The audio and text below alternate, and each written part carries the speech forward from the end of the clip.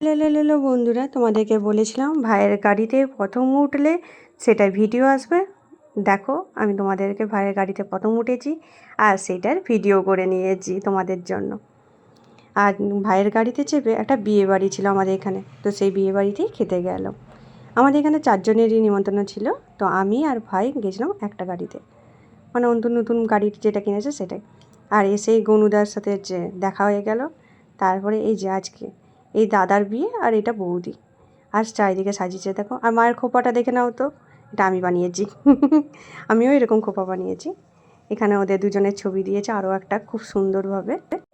চলো গিয়ে বর বউয়ের একটু দর্শনও করে দিই।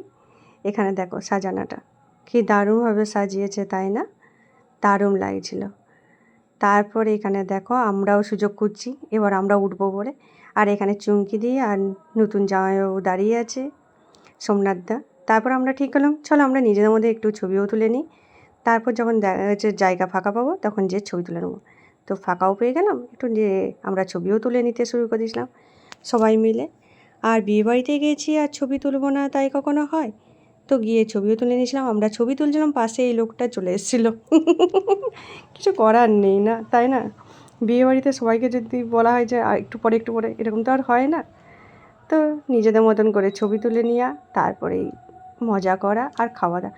বিয়ে বাড়িতে গেছি আর খাওয়া দাওয়া হবে না, সেটা তো হতেই পারে না। আর তোমরা তো ভাবছো বাবা কোথায়? বাবা আসেনি, বাবা এত গরমে উপরে ওঠেনি। বাবা একটা নিচে একটা জায়গায় বসেছিল। চলো এবার খেতে বসে পড়ি, অনেকটা রাত হয়ে গেছে। এখানে অন্তু আর মা একদিকে বসেছে, আর আমি আর বাবা অ্যাজ ইউয়াল একই দিকে বসে পড়েছি। তারপর নিজেদের মতন করে 4 জনের ছবিও তুলে নিয়েছিলাম।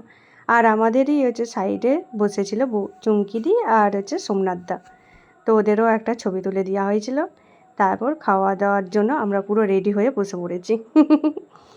চলো কী কী খেলাম সেটা তোমাদেরকে দেখিয়ে দিই।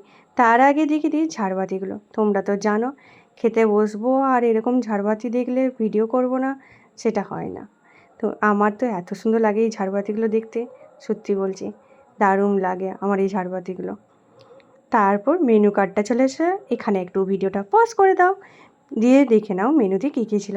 সত্যি বলছি আমার চিকেন স্যাটেটা এত সুন্দর লেগেছে, দারুণ দারুণ সুন্দর লেগেছে। তারপর এখানে আমি নিজে একটু ভিডিও করে নিয়েছিলাম আমি দাঁড়িয়ে বসে বসে। তারপর খাওয়া দাওয়া সেরে ভাইয়ের সাথে আমি বেরিয়ে পড়লাম। বাবা মা একসাথে আসছে আর আমি আর অন্তু আলাদা আসছি। তারপর ঘর চলে এলাম। চলো ভিডিওটা শেষ করি। ভিডিওটা ভালো লাগলে একটা লাইক করতে একদম বলো না, আর প্লিজ আমার চ্যানেলটা সাবস্ক্রাইব করো। টাটা।